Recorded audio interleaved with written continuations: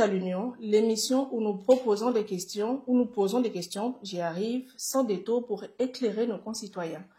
À quelques jours de l'élection présidentielle du 12 avril prochain, nous recevons un acteur clé de la scène politique gabonaise, Alain-Claude Bilibinze, ancien Premier ministre, figure influente du Parti démocratique gabonais. Il est aujourd'hui candidat et prône la rupture avec un système qui l'a pourtant longtemps servi. Quelles sont ses motivations? Comment compte-t-il convaincre les électeurs malgré les avis divergents d'une partie de la population? Est-il vraiment l'homme de la situation? Monsieur Alain-Claude Bilibinze, bienvenue sur Face à l'Union. Bonjour madame, merci. Vous êtes candidat à la prochaine présidentielle. Quelles sont vos motivations?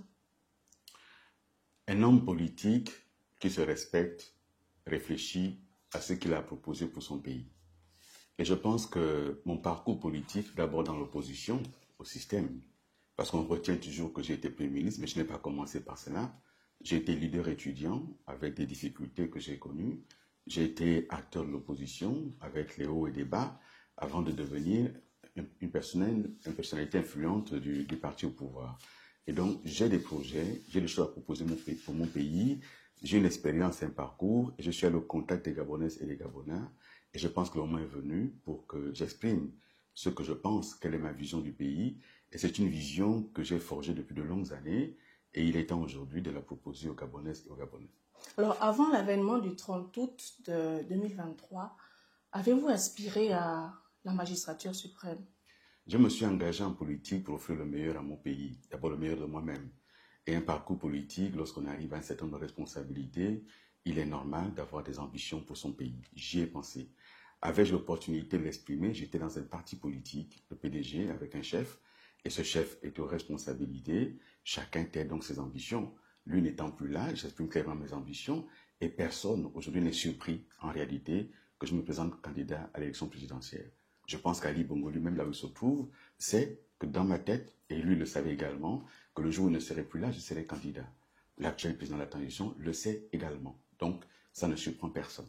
Nous avons suivi un peu toutes les récriminations faites à l'équipe en charge de la transition. Toutes ces récriminations sont-elles la raison de votre engagement? Je viens de vous indiquer que mon engagement, il est bien antérieur à cela. Simplement, en face de moi aujourd'hui, j'ai des hommes qui ont menti aux Gabonais, qui ont pris des engagements qu'ils n'ont pas respectés. J'ai des hommes qui ont dit qu'ils viennent restaurer les institutions, ils ne l'ont pas fait. J'ai des hommes qui ont dit qu'ils vont rendre le pouvoir aux civils, ils ne l'ont pas fait. J'ai des hommes qui ont dit qu'ils vont la dignité aux Gabonais, ils ne l'ont pas fait. Et cet ensemble de choses m'amène à me dire que finalement, il a prôné une rupture, il n'incarne pas, il incarne la continuité. Or, la continuité de ce système, c'est la situation dans laquelle le Gabon se trouve aujourd'hui. C'est un système que j'ai servi, que je connais, que j'assume, mais dont je pense aujourd'hui qu'il ne peut pas continuer parce qu'il ne propose rien d'autre que ce qui s'est fait par le passé. Et cette campagne qui est menée aujourd'hui par le président du CTRI, vous enlevez simplement sa photo, vous mettez celle d'Ali Bongo, c'est la même campagne. Pourquoi le avec dites-vous? les mêmes acteurs, mais regardez vous-même cette campagne. Les acteurs sont les mêmes, les affiches sont quasiment les mêmes, l'iconographie est la même, les scènes sont les mêmes, les artistes qui pressent sont les mêmes, et les discours sont les mêmes. Peut-être parce que ces personnes se retrouvent dans le discours qu'ils proposent, dans le message qu'ils proposent. Très bien, mais ces personnes se retrouvaient hier dans Ali Bongo, alors quel est le changement? Peut-être au niveau des offres qu'ils proposent justement. Vous connaissez une offre qui propose là, qui est différente de ce qu'Ali Bongo a proposé? Il y a que les Gabonais, que vous connaissez peut-être mieux que moi, pour avoir été Premier ministre, les Gabonais ne demandent pas peut-être beaucoup de choses. Qu'il y ait la route, qu'il y ait des hôpitaux complètement réaménagés. À propos de route, madame, vous êtes journaliste, il a dit qu'il a bitumé 1950 km de route. Avez-vous vérifié où sont ces kilomètres de route? Non, ça n'existe pas. Et donc, quand on est à la tête de l'État, on ne fait pas ça. On ne peut pas dire une chose qui n'est pas prouvable, démontrable. Vous êtes journaliste, dites-moi quelles sont les tronçons de route qui ont été bitumés en 19 mois. Dites-moi, c'est quel village qui a été impacté par cela? Dans quelle province? Dites-le-moi, ça n'existe pas. Et donc, dès cet instant-là, on ne peut pas continuer avec une stratégie de manipulation d'opinion en donnant comme ça des chiffres que personne ne peut vérifier, mais comme nous disent les tronçons de route qui ont été bitumés. Et c'est cela, la rupture que je prône. Arrêtons de dire ce qui n'est pas et disons enfin la vérité aux Gabonais. Comment allez-vous procéder justement? Vous proposez la rupture. Quelle est la recette miracle que vous proposez pour un nouveau Gabon? D'abord, pourquoi parlez-vous de recette miracle? La recette miracle n'existe pas. il y a l'expérience de ce que nous sommes, de ce que nous avons été. J'assume ce qui a été bien fait, mais je rejette ce qui a été mal fait. Il n'y a pas de recette miracle. La recette aujourd'hui, c'est d'appliquer enfin ce que nous proposons aux Gabonaises et aux Gabonais. 3 choses fondamentales pour ce qui me concerne. La première chose, rompre avec une économie de rente qui n'a pas développé le pays. Comment comptez-vous faire? Ça fait 80 ans qu'on exploite le manganèse, le pétrole, le bois, un peu plus tôt d'ailleurs. Et ces 3 matières premières sont les principales sources du pays depuis maintenant 60 ans. On ne peut pas continuer ici. Je propose donc de diversifier l'économie en allant chercher de nouveaux secteurs d'activité. L'agriculture, la pêche, le numérique sont des secteurs aujourd'hui qu'il faut développer pour diversifier l'économie. L'industrialisation du pays également, la transformation locale des matières premières sont des éléments clés pour développer le pays, avec la formation professionnelle qui fera en sorte que nous ayons aujourd'hui des acteurs adaptés à nos besoins de développement. Et donc, ce n'est pas du miracle, ça existe, on doit pouvoir le faire. Deuxième chose, rompre avec un système politique qui favorise le clientélisme. Ça veut dire quoi? Ça veut dire qu'il faut remettre en place l'ascenseur social, l'égalité des chances. Aujourd'hui, si on n'a personne en haut, on ne peut pas s'en sortir. Je connais ce système et je vois ce qui est aujourd'hui le club des copains, coquins et consanguins. Il faut mettre un terme à cela. La troisième chose, l'état de droit, les libertés publiques, la question de la justice qui doit être indépendante. Donc, ce sont des éléments concrets. Et enfin, à propos de la question de la justice, comment justement comptez-vous mettre en œuvre ce point pourtant important? Mais d'abord, j'estime que le président n'a plus à présider le Conseil supérieur de la magistrature. Il faut que la justice soit totalement indépendante, elle ne soit plus sous l'influence des acteurs politiques, qu'elle ne reçoive pas ses instructions. Quand vous avez un président qui vous dit qu'il connaît un dossier d'instruction, il viole le secret de l'instruction. Quand vous avez un président qui vous a dit que lui, à un moment donné, il a fabriqué les preuves pour mettre les gens en prison, c'est très grave. Ça veut dire qu'aujourd'hui, on a une justice qui n'est pas indépendante, il faut la rendre indépendante. Et je voulais dire, madame, que moi, je me suis engagé en politique en tant que fils de prolétaire. Et lorsque je parcours le pays, je rentre dans les maisons et je vois la pauvreté des gens. Et j'estime aujourd'hui que nous ne pouvons pas faire de politique en tirant des plans sur la comète, alors que la situation des Gabonaises et des Gabonais aujourd'hui est dramatique. Il faut donc remettre la politique au cœur de nos préoccupations, d'abord la question du social. Et c'est pour cela que je propose 3 éléments clés. Accompagner les jeunes en quête d'emploi par l'octroi d'une indemnité premier emploi, de sorte que cet enfant qui est sorti de formation reçoive 80% de la dernière bourse qu'il a perçue. Et s'il n'était pas boursier, on l'aligne sur les 80% que les autres percevaient dans leur formation. Deuxième année, 60%. Si au bout de la deuxième année, il n'a pas trouvé un emploi, l'État l'installe dans sa première entreprise en tant qu'entreprise individuelle. Ça s'est fait ailleurs avec des résultats probants. On peut l'appliquer ici. Deuxièmement, accompagner les personnes du 3e âge, seules, isolées, les handicapés, avec une allocation vieillesse ou handicap, de sorte qu'ils puissent avoir de quoi s'en sortir convenablement. Et enfin, mettre en place ce que j'ai appelé le revenu universel garanti, accordé à chaque Gabonais dans le besoin. Et lorsqu'on a pu mener une enquête pour démontrer qu'il n'a pas d'autre revenu, 150 000 francs CFA par mois. J'ai fait des calculs, c'est faisable. Alors, comment justement comptez-vous mettre en œuvre tout ce projet? Parce que vous savez mieux que moi que tout ceci demandera beaucoup d'argent. Oui, bien sûr. Comptez-vous avoir l'investissement nécessaire, sinon les finances nécessaires à la mise en œuvre de ce projet ambitieux? D'abord, il y aura 0 endettement supplémentaire par rapport à ce projet. Nous allons chercher des ressources où elles existent. C'est pour cela que j'ai dit il faut d'abord regarder la question des finances publiques, la suppression d'un certain nombre d'institutions inutiles, notamment le Sénat. Il faut supprimer le Sénat. Il faut supprimer le Conseil économique et social. Il faut supprimer la médiature de la République. Il faut supprimer le CND.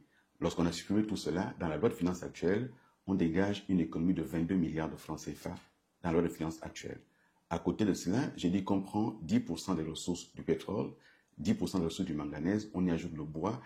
En totalité, nous sommes autour de 280 et quelques milliards de francs CFA, ce qui permet, en donnant à chacun 150 000 francs CFA par mois, de sortir 160 000 Gabonais de la pauvreté automatiquement. C'est faisable sans endetter l'État. Nous avons calculé sur la base de la loi de finances actuelle, sans aller chercher autre chose, même pas alourdir les impôts. Donc voilà ce que nous avons fait et nous allons les détailler auprès des Gabonaises et des Gabonais qui le comprennent parfaitement bien.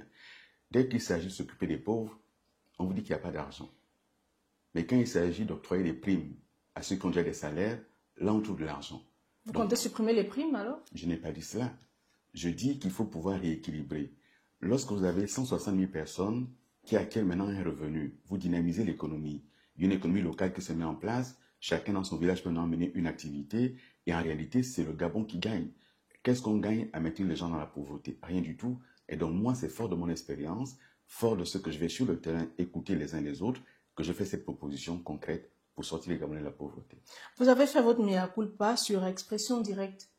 Pensez-vous que vos excuses suffiront justement pour que les Gabonais vous accordent leur confiance le 12 avril prochain? Vous savez, madame, moi je ne suis pas maître de ce que pensent les uns et les autres. Je suis maître de ce que je pense. Et ce que je dis, c'est qu'il m'est arrivé de commettre des erreurs. J'ai annoncé un certain nombre de chiffres lorsque j'étais porte-parole en 2016. Cela m'a été beaucoup reproché, mais j'ai annoncé des chiffres officiels. Et j'ai rencontré des familles de victimes qui m'ont expliqué la situation, qui m'ont dit, par exemple, M. Mavioga, César, il m'a dit qu'il était au quartier avec son enfant. Et son enfant n'est pas mort au QG ni dans les émeutes. Son enfant est mort dans sa maison, devant sa maison. Je ne le savais pas, madame. Je ne savais pas qu'au PK12, au PK8 plutôt, cet enfant avait été tué devant sa propre maison. C'était le petit frère de madame Mengue. Je ne le savais pas. Et donc, lorsqu'on écoute les témoignages des gens, il faut pouvoir avoir l'humilité de dire « je suis désolé, pardonnez-moi ». Est-ce qu'ils vont me pardonner? Je ne sais pas. Mais je demande pardon au peuple gabonais parce que je donne des chiffres qui étaient des chiffres officiels. Je n'ai pas mené d'enquête. Je n'étais pas en responsabilité pour mener des enquêtes. Est-ce que cela changera quelque chose? Je n'en sais rien. Mais ça change une chose en moi, déjà. C'est de pouvoir me soulager ma conscience en demandant pardon aux Gabonais et aux Gabonais. Oui, mais il n'y a pas que l'événement de 2016 qui reste gravé dans la mémoire. Il y a aussi eu le drame d'Esther Miracle qui reste aussi. Et qu'est-ce que j'ai à voir dans le drame d'Esther Miracle? Vous étiez Premier ministre à l'époque et donc certains estiment que toutes les failles constatées auraient pu être corrigées. Mais madame, j'ai été nommé Premier ministre le 9 janvier 2023. L'accident d'Esther Miracle intervient le 9 mars 2023. En 2 mois, j'aurais pu corriger les failles d'un système qui était là depuis 60 ans. Ce que j'ai fait, j'ai mené une enquête administrative. Et à côté de ça, une enquête pénale. Un certain nombre de responsables ont été pris et ils sont en prison aujourd'hui. Nous avons déterminé les responsabilités administratives. J'avais pris la résolution à l'époque d'interdire l'élevage de nuit. On a constaté que ce bateau n'aurait jamais dû être autorisé à prendre la mer. Qui a été avant moi aux responsabilités? Qui a donné les autorisations avant moi? Avant d'être Premier ministre, j'étais ministre de quoi? Ministre de l'Énergie. Quel était mon rapport avec Esther Miracle? Il y a eu un ministre des Transports. Il y a eu un directeur général de marine marchande. Pourquoi cherchons-nous systématiquement à accuser ceux qui n'ont rien à voir avec des responsabilités directes ou indirectes? Est-ce qu'avoir été Premier ministre, ça devient une faute dans ce pays? Combien y a-t-il de Premier ministres avant moi? Vous vous souvenez de l'histoire de Gabon Express dans ce pays? Vous savez qui était ministre des Transports à l'époque?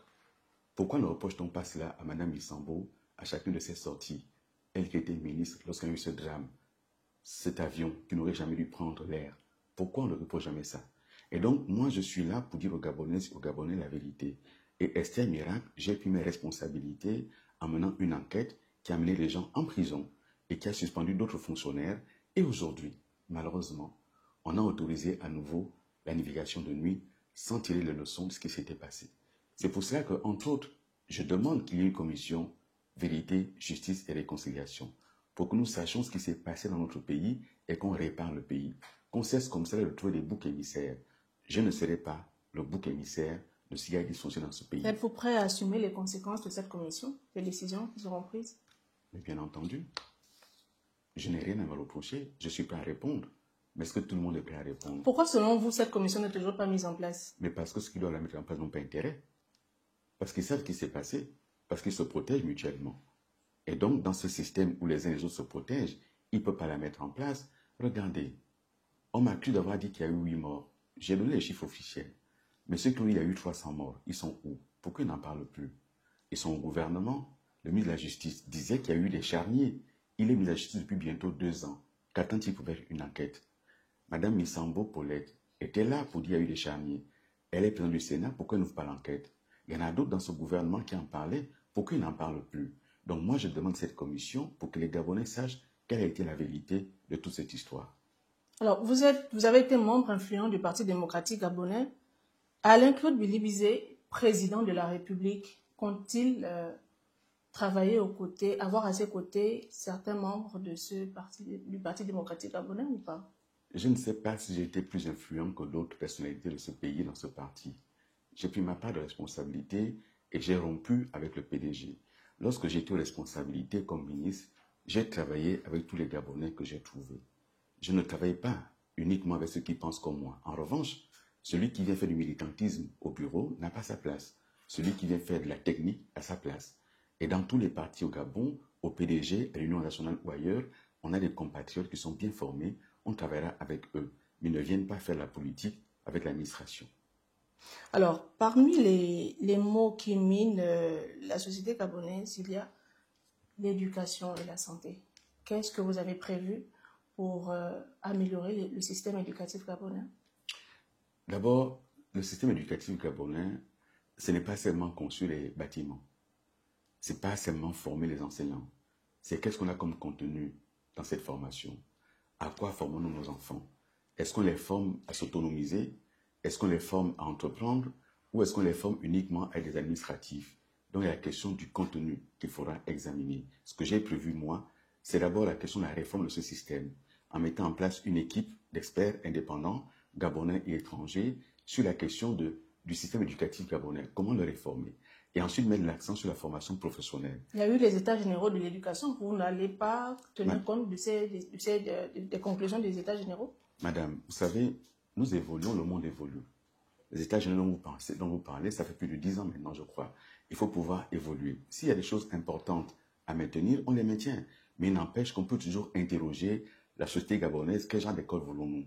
Il y a des acteurs de l'éducation nationale, qui sont les professionnels de cette éducation nationale, mais les parents existent également. Comment on fait pour déterminer ensemble le contenu de ce que doit être l'éducation nationale et qu'est-ce qu'on enseigne à nos enfants? Il faut interroger la société gabonaise et avancer. Et ensuite, je mettrai l'accent sur la formation professionnelle. J'ai indiqué tantôt sur la question de la réforme de l'économie et de sa diversification, la question de l'agriculture. Est-ce qu'on peut faire l'agriculture sans des lycées agricoles? Je propose dans le projet qu'on en crée dans chaque capitale provinciale pour développer demain l'agriculture. De même que la question de la pêche, nous avons une façade maritime très importante, une surface en mer qui est presque aussi importante que la surface terrestre. On n'a pas d'industrie de pêche, on n'a pas d'armement gabonais. Il faut donc pouvoir se développer dans ces secteurs-là. Oui, nous le ferons. La santé. D'abord, la santé préventive. Nous avons aujourd'hui Libreville et ses environs, c'est des marécages partout. Dès qu'il pleut, tout le monde a le paludisme. Il faut donc faire la prévention en éliminant tous ces vecteurs-là. Et ensuite faire en sorte qu'il y ait la médecine de proximité. Les dispensaires de quartier, il en faut pour cesser d'engorger les centres hospitaliers universitaires où on part parce qu'on a mal à la tête, on part pour un palu, ça doit être traité dans les dispensaires de quartier avant d'aller aux hôpitaux d'arrondissement. Et ensuite, maintenant, la médecine itinérante. Donc, on a un projet dessus pour accompagner et réformer la CNAMGS avec la politique du médicament. À ce jour, sur une ville comme Port-Gentil, presque 200 000 habitants, sinon plus, vous avez une seule pharmacie qui prend la CNAMGS 80 personnes par jour. C'est un scandale. À Libreville, certaines pharmacies ne servent que jusqu'à midi. Il faut donc réformer la CNAMGS, que l'État joue son rôle, que l'État paye ses dettes, mais toutes ses dettes, pour permettre à cette caisse de pouvoir soulager les populations gabonaises. Justement, à propos de la dette, comment l'État pourrait éponger la dette qui l'accable aujourd'hui? Déjà, en n'accroissant pas l'autre dette. Aujourd'hui, vous avez une dette, on nous la cache, hein, on dit 850 000 milliards. Très bien, mais ce n'est pas de cela qu'il s'agit. 8 500 milliards, pardon. Ce n'est pas de cela qu'il s'agit. Il s'agit de faire en sorte que la question de la dette, c'est d'abord, nous nous sommes endettés. Pourquoi? Tout pays qui veut se développer doit pouvoir s'endetter. Le sujet n'est pas l'endettement. Le sujet, c'est pourquoi nous sommes endettés et qu'est-ce qu'on a fait de cet argent. Lorsque je parle à la commission Vérité, Justice et Réconciliation, cette question de l'endettement de l'État en fera partie. À quoi cette dette a-t-elle servi? Qui en a profité? Pourquoi on n'a pas les réalisations? Il faut interroger cela. Et après, dans mon programme, l'axe numéro 1, c'est la question des finances publiques. Pour avoir un élément clair sur les finances publiques et nous asseoir avec les bailleurs de fonds, comment on fait pour rééchelonner la dette, pour regarder de quelle manière on se donne des marges de manœuvre et revenir aux indicateurs de performance auxquels nous avons souscrit au niveau de la CEMAC, c'est-à-dire ne pas dépasser 70% du taux d'endettement au niveau du rapport avec notre PIB. C'est possible avec le niveau de ressources financières qui reste encore, qui est insuffisant au Gabon? Vous pensez que c'est possible? Non, madame, les ressources financières ne sont pas insuffisantes. C'est l'exécution du budget. Est-ce que nous arrivons à collecter l'impôt qui est prévu dans la loi de finances? Est-ce que nous arrivons à exécuter ce qui est prévu? C'est d'abord cela. Ça veut dire quelles sont nos ressources, quelles sont nos dépenses et comment on équilibre cela. Et après, si on n'a pas suffisamment de ressources, il y a toujours la question des ressources d'emprunt. Or, ce qui se produit depuis des années et des années, c'est que notre budget n'est équilibré que par l'emprunt. Ça veut dire que nous empruntons aujourd'hui pour financer le fonctionnement. Et cela n'est pas normal. Il faut pouvoir emprunter pour financer l'investissement et fonctionner avec nos ressources propres sans aller chercher des emprunts pour payer les salaires. Aujourd'hui, chaque fin du mois, l'État doit emprunter auprès des banques locales pour compléter de quoi payer les salaires. Il faut sortir de ce cercle vicieux pour arriver à un cercle vertueux pour un endettement efficace qui aille vers le développement, c'est-à-dire l'investissement. Alors, Alain-Claude Bilibizé, en 2025, c'est aussi l'énergie au Gabon, l'eau et l'énergie. Vous avez été ministre de l'énergie et parmi les projets que vous avez portés, il y avait le pied-pal. Et aujourd'hui, il y a encore ces Gabonais qui n'ont pas l'eau dans les robinets. Qu'est-ce que vous proposez justement? Mais ça fait 2 ans que j'ai quitté le ministère de l'Énergie. La vraie question, c'est pourquoi ce projet n'est pas terminé depuis 2 ans. Vous voyez, il aurait dû s'achever en décembre 2023. Nous sommes maintenant en avril 2025. Il n'est toujours pas achevé. Et donc, il faut se poser de bonnes questions. Aujourd'hui, la question de l'eau est une question essentielle. À côté du programme Pied-Pal que nous avons lancé et pour lequel j'ai été sur le terrain quasiment tous les jours, nous avons emprunté auprès de la BGFI 100 milliards de francs pour le compte de la SEG. 60 milliards, 40 milliards devaient servir à financer une usine de traitement d'eau potable en Bomo, entre Ntoum et Kokobich. Pourquoi cette usine n'est toujours pas terminée pour offrir l'eau aux Gabonais? Je n'en sais rien. Dans tous les cas, c'est des problèmes qu'il faut régler. Quand j'étais ministre de l'Énergie, il y avait déjà plusieurs projets engagés. Mais je les ai engagés, madame. Oui. Ils ne sont pas finalisés. Ce n'est plus ma faute là. Mais par contre, c'est moi qui ai fait le code de l'eau. J'ai fait le code de l'énergie. C'est moi qui ai fait la convention avec la SEG. C'est moi qui, pour la première fois, ai réussi à établir dans notre pays un partenariat pour faire en sorte que la Banque mondiale finance dans notre pays une étude sur le schéma directeur, production, transport et distribution de l'énergie. Tous ces documents existent. Moi, président de la République, je mettrai en œuvre ce schéma directeur qui concerne l'ensemble du pays avec tout le potentiel qu'on a. Et dans mon programme, je mets un accent sur la question de l'eau. Le Gabon a des ressources en eau abondantes et il y a un paradoxe, c'est qu'aujourd'hui, les gens meurent d'inondations et n'ont pas d'eau dans le robinet. Il faut régler ce problème. Alors, il y a un partenaire turc qui s'est associé justement et qui propose des services pour résoudre le problème de l'énergie. Vous, président, allez-vous continuer à travailler avec les Je Turcs? le mettrai à la porte automatiquement. Pourquoi donc, à partir du moment où ils essaient de résoudre le problème de Mais je vous explique pourquoi, madame. Déjà, ils sont là, il y a toujours des coupures. Donc, ce n'est pas la solution. Et ensuite, lorsque j'étais ministre de l'Énergie, je les ai reçus et j'ai refusé leur solution parce que leur solution ne permettra pas à la SEG de se développer. Nous avons aujourd'hui au sein de la SEG des besoins de financement de 400 milliards de francs. L'État doit plus de 100 milliards de francs à la SEG. Les particuliers doivent plus de 100 milliards de francs à la SEG. Il faut donc aider la SEG déjà à faire du recouvrement sur ce qui lui est dû. Première chose. Deuxième chose, au lieu de faire la Cité de la démocratie à 260 milliards de francs CFA, on prenait cet argent, s'il existe, pour financer la SEG, pour soulager les populations gabonaises. Qui va habiter la Cité de la démocratie? C'est un investissement inutile. Ali Bongo a eu tort de détruire ce qui existait. Celui qui est là a tort de faire cet investissement alors qu'on n'a pas d'hôpitaux, qu'on n'a pas d'université, qu'on n'a pas d'école. Il faut investir intelligemment. Et donc, moi, Kaparochi, je les mettrai automatiquement à la porte et je mettrai à disposition de la SEG les ressources suffisantes.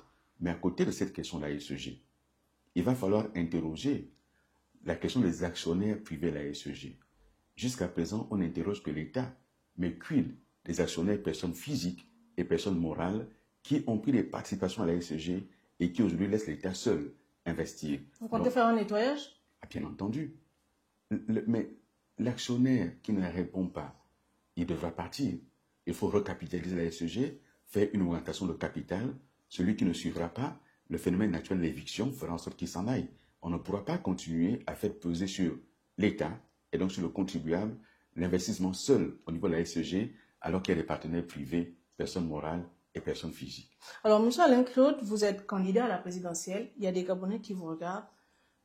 Quel message avez-vous à adresser à ces personnes qui devront choisir le candidat que vous êtes au soir le 12 avril prochain? Je suis candidat pour en finir avec un système qui n'a pas aidé notre pays à se développer. Je ne parle pas des hommes, je parle du système. Les meilleurs des hommes que vous prenez, vous les mettez dans un système frelaté, il n'y aura rien de bon qui en sortira. Ce système est mauvais. Omar Bongo, qui l'a créé, en a fait le bilan. Il a dit, Dieu ne nous a pas donné le droit de faire du Gabon ce que nous sommes en train de faire. Il a fait le bilan de son système. Il fallait en finir avec ce système-là. Il a survécu. Aujourd'hui, il faut l'arrêter. Et je déplore que ceux qui ont fait le coup d'État aient finalement chaussé les bottes de ce même système. Et ils n'iront nulle part avec ça. Donc il y a d'un côté le choix entre la continuité qu'incarne le président de la transition et la rupture que je propose. Je ne propose pas une rupture pour rompre. Je propose une rupture pour une nouvelle espérance, pour un nouvel horizon. Tournons le dos au passé, orientons-nous vers l'avenir, en prenant toutes les leçons du passé pour nous orienter vers un avenir qu'on construit tous ensemble. C'est le message que je passe. Je sais de quoi je parle. J'ai servi ce système, je ne le renie pas. J'y ai été. J'en connais les forces et les faiblesses. Et hélas, les faiblesses sont plus importantes que les forces. Il faut en finir avec ce système. Voilà ce que j'ai à dire. Merci, monsieur Alain-Claude Billy-Bézé, d'avoir répondu à l'appel de l'Union.